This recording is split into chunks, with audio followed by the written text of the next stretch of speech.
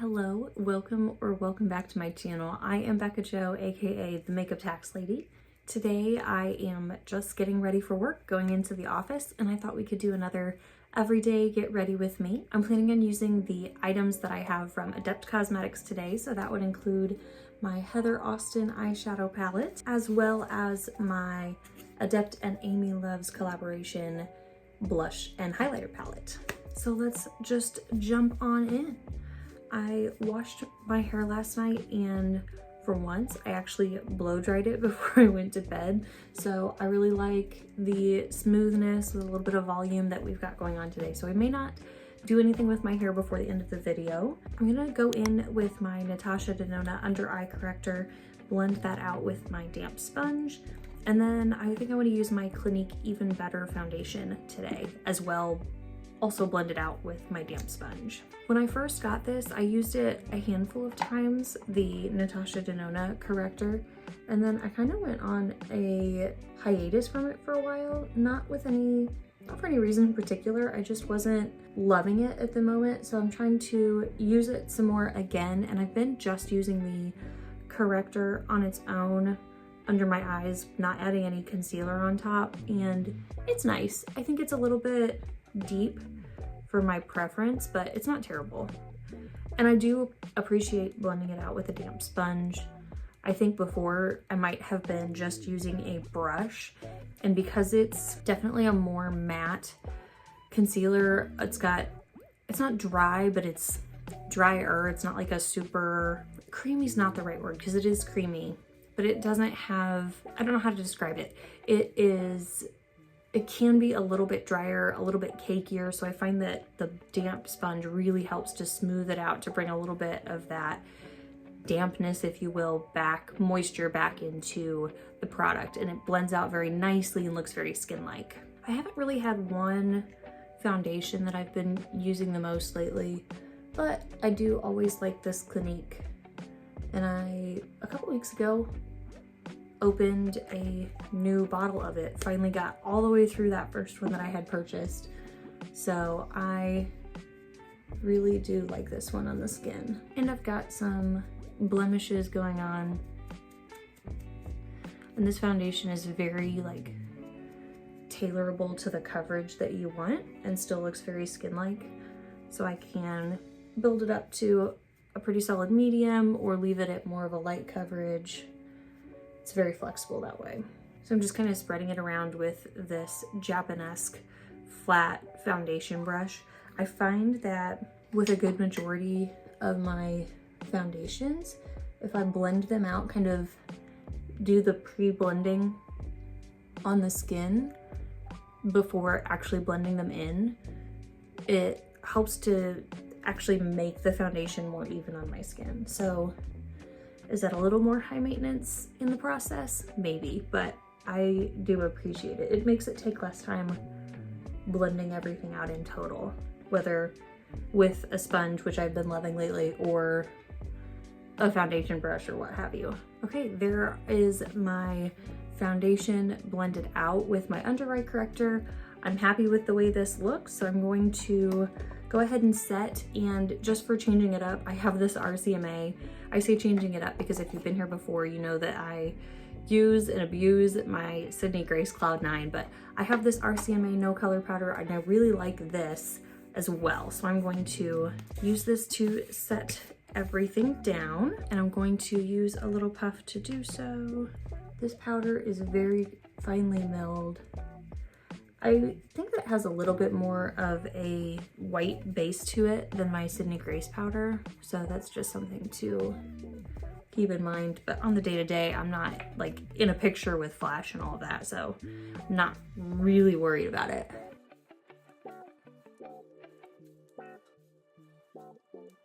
Just because that takes forever to blend out the outer portions, because the lid on this is small, so like I can only fit the powder puff in so well. Anyway, it's fine. I'm just gonna take this little Sydney Grace brush that I have, get some of the powder on the brush, make sure I'm tapping off the excess, and then going over the larger surface areas. This foundation isn't one that like needs to be set terribly. Like, it's actually pretty decent set or not set, but it does give me a little bit of comfort, if you will, for all day wear when I know it's set. Next, for bronzer, I want to go in with my Lorac bronzer. This is the shade Sundays, and this is not like too deep for me, but like on the deeper side for me. So I don't need very much at all, and it looks so nice on the skin. I find that it has almost a little bit more of red in its undertone as opposed to orange, which I find very flattering for my fair complexion. And I've had this for several years, and you can see that the indentation of the logo in the pan is not going anywhere. Bringing just a little bit under my jaw. I have been thinking about picking up a new bronzer contour kind of product. One that I've been looking at is the Dibs Beauty powder. I think their creams are probably very nice too, and I know that those tend to get the hype, but I've been looking at their bronzer releases, which were relatively new in the last month or so, and I think they look so nice. They're on the pricier side. I'm gonna go in with my Sydney Grace Clear Strong Brow Gel. So those Dibs bronzers are on the pricier side, and I think the formula I would really like. My hang up personally is the packaging. It does not look like it feels all that nice, and not that it's all just about, you know, how it feels in your hand, but that's part of the experience, right? And if I don't like picking up the product to use it, I'm not gonna reach for it. So that's part of it. The other thing with the packaging, this is my About Face eyeshadow primer, is that the lid comes completely off. So like, and that's how you use it. So it's not like a compact that you open, like I just had with that Lorac bronzer. It's a component where you have to twist the lid all the way off, and then you have the bronzer in the remaining product. I don't know why that that feels almost like high maintenance, if I can say that. I don't know, I say that and then some people are gonna watch my everyday get ready with me and be like, you're already pretty high maintenance, and that's fine. But there's just something about the like taking the lid off and then putting the lid back on. I don't know, maybe it's just me. Let me know if you guys have any products like that, if you've looked at the Dibs powder products, and if you have any thoughts. Part of what is intriguing me about it is that it's a baked product, and I think that those can be very pretty. I know that Hourglass does a lot of their products as a baked powder, and I think that just the idea is very flattering on the skin, and I like that, and I'm really interested in that, especially right now for some reason. So I have one baked blush that I can think of. This is Laura Geller in the shade Pink Buttercream, and this is so pretty. And I've considered picking up more of these, and they have a bronzer in the line too, but I like hold back every time. There's just something about it that I'm not quite sure. So anyway, Dibs also has a blush color that is like getting me going and getting me excited about blush right now. So it's another baked formula. Okay, I'm gonna keep talking, but I'm going to start with my eyeshadow.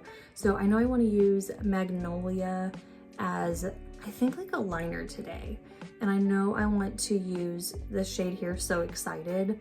So I'm going to use So Excited all over my lid, and then we will come back and add the winged shadow liner. Here is So Excited. It's got kind of a purpley base with a little more almost yellow, not quite gold, but almost yellow in the flash to it. So the Dibs blush that I'm looking at is split. So their blush and bronzer pans are like split in half. So they're both baked formulas, but they have two different colors. The bronzer is like half matte, I guess, and half like shimmery, with a little bit different tones in the two sides. The blush, the one that is getting me excited, I think it's VIP Pink, is like half like a true pink and half like a berry shade. And of course I'm thinking like, well, what do I have in my collection that's already like that? And I'm struggling to think of what those might be. I have lots of powder blushes from Sydney Grace, and I do really like those, but I'm having trouble like telling myself that they're actually all the same. So anyway, that's my current like, do I buy it, do I not buy it? And everything in me is telling me just hold off. Your intense desire for a new bronzer and a very pinky berry blush will change. If I were to get both of those, I would use them together. Like I wouldn't necessarily be trying to go into one color or the other in the blush or the bronzer. I would just blend them together to put them on the cheeks. So yeah, that's my current to buy or not to buy dilemma. So if you have any thoughts about the Dibs beauty products or about Bekah products in general, it's probably all because the Hourglass palettes have released recently. And I have nothing against the Hourglass palettes, but also they don't like excite me all that much. I don't know, I'm afraid that the Hourglass palettes, while the packaging is superb, I'm afraid that they would be a little too sheer for my liking. And if I could pick and choose what shades went in the palette, I would probably feel very differently. But because they're pre-made, there's a missing element to it to me. I know that it's great for some people and that is awesome. Not every product has to be for every person. I certainly don't buy every new release. So in place of the Dibs products, I'm considering getting a few of the baked blushes from Essence. Those are like, I think $5.99, so way less of a commitment financially, if you will, than the Dibs or even the Hourglass. And it's not that I don't want to, that I like am opposed to spending money on makeup, because clearly I like makeup and I don't have a problem spending on good quality makeup or even just trying something new. But I, for one, have been on a bit of a clothes buying spree lately, so I don't need to like double down and also go crazy on makeup. So I'm not complaining, I'm the one spending my money that way. Just a reality check. I also know that Ensley Rain has announced a new palette, and if you're not new here, I love Ensley Rain very, very much, and I am excited to pick up that new palette. We don't know when that's coming out, but usually like the anticipation of a new release, like that one release that's getting me really excited, can help hold me off from making other purchases. So that is where I'm at with that. I don't know if these eyeliners are even, but if I can't tell, nobody else is going to care. And that's my philosophy. So to ease my like super pink blush desire right now, to start off with, I'm gonna go in with this Half Caked No Chill Luster. This, I don't know if they have it up anymore. This is actually technically a highlighter, but it's so cute. It's a cream pink with kind of a gold flip to it, and I do not use this enough, but it's such a cute blush highlighter sort of product. And it's such a pretty color, like that little flush of pink. It's so pretty. As far as like intensity and pigmentation, it's definitely on the more subtle side, but it's really, really pretty in my opinion. Don't worry, I have not forgotten about mascara. Okay, I'm now going to go in with my Amy Loves an Adept palette, and I'm gonna grab the shade Mishka and gently tap that on top of where I just put that highlighter. I think that these two pinky blushes will go well together. I love this blush highlighter palette so much. There's something about the tones that Amy chose for the blushes that I think are so feminine. They're so pretty. Maybe Amy and I have similar skin tones, and so that just works really well, you know, on that level. But I love these so much.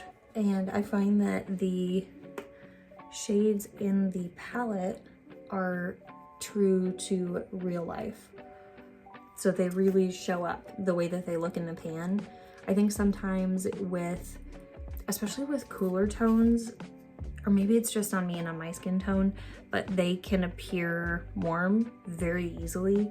And I like that this is really a true flush pink, and I like it. I like it a lot. Okay, I just curled my lashes. Now I'm gonna go in with my Ilia Limitless Lash Mascara. When I had this mascara previously, I loved it so much. I think I've only had it the one other time. And since opening this tube, I'm not quite as excited about it as I was last time. I don't know if I like hyped it up in my own head or what's different about it. If it's a different batch, sometimes with mascaras, one batch is just not the same as the next. I do like, so the wand has around the majority, I don't know how well you'll be able to see that, around the majority of the wand is a shorter bristle, and then over the top we've got a longer bristle. So I do like being able to use the longer bristle to pull my lashes out just a little bit. It is a spiky wand, which is some people's no thank you, but for me, like, it's fine. What I've decided that I appreciate about mascaras is when the bristles are tightly packed so that they can grab each individual lash. My eyelashes are definitely blonde, and so adding the mascara actually makes them visible. And so I want to make the most of my mascara and have it grab each lash, coat each lash. And in the last year or so, I've really been preferring not just volume. Before I would have said I want volume, but I also like length now. Kind of, I guess maybe described like that fluttery lash. So there's a local makeup store to me that is currently doing a mascara sale. So I was able to pick up a few of those mascaras for like the next several months.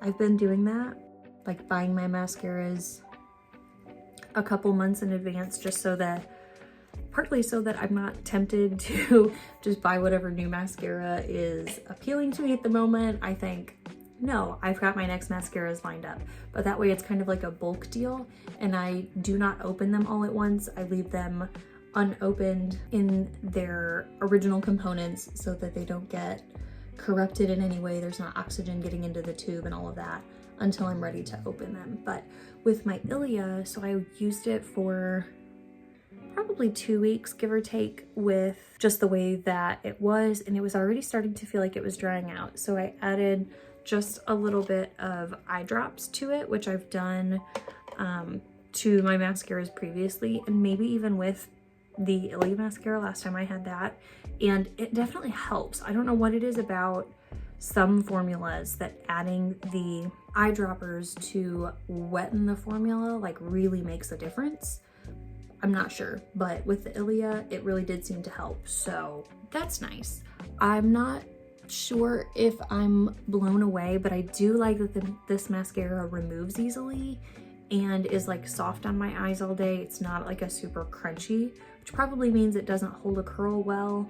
I don't really have an issue with the mascara holding a curl, so that's not something that I look for. Okay, I got a little mascara right there. Whatever. I need to figure out my lips. And since we're going with the pinky theme, this is Sydney Grace Lip Topper in the shade Danny, and it's just a really pretty pinky lip gloss. Adds just a really pretty tint to the lips. Okay, so here is the final look. I'm happy with my hair the way that it's laying today, and we've got this pinky, simple yet pretty, with the beautiful shimmer on the lids look for today. So yeah, let me know what you think of this look, what you think of how it compares to your everyday getting ready makeup. This feels just a little bit glam, but there's also something for me that even though I don't have anything formal or exciting about my work schedule today, I like just feeling well put together. I think it helps put me in a good mindset for the day, and it helps me think a little bit creatively to start my day, and I just really enjoy that. This feels like a very getting into fall look, and I know I've been getting into fall for several weeks now. I'm sure that many people have. I'm not quite ready to let go of summer, and it's still decently warm here, but I know that fall is right around the corner, and I'm excited for fall tones and just for changing things up. Although that said, I feel like this look would be great any time of year, really. So yeah, thank you again for joining me for today's video. If you liked the video, please give the video a like. If you have any thoughts or questions, please leave them in the comment section below. And if you are new to my channel, I would love it if you'd consider becoming a subscriber. So thanks again for being here today, and I hope to see you in the next one.